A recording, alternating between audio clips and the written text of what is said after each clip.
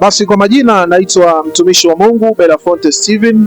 Mimi ni mshirika wa kanisa la New Life City Center ambaye kwa kweli mwaka jana nimeshiriki katika kongamano la kuvuka mwaka la ABC All Believers Conference ambalo lilifanyika mwaka jana katika kanisa la New Life City Center katika chuo cha Biblia pale. Na kwa kweli katika tamasha lile au kongamano lile mimi namshukuru sana Mungu, maana nimemwona Mungu. Kongamano lile lilikwenda kwa jina la kustawi na kuenea katika nchi ya ugeni.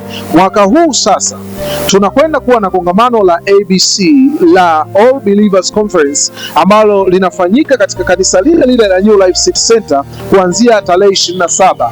Yaani siku ya tarehe 26 tunafika, alafu tarehe 27 tunaanza kongamano letu mpaka kuvuka mwaka, kutoka mwaka 2025 kuingia mwaka 2026, mwaka ambao tunakwenda kuketishwa pamoja na mkuu Yesu ambaye atatusababisha na sisi kuona ukuu wetu baada ya kuketi naye.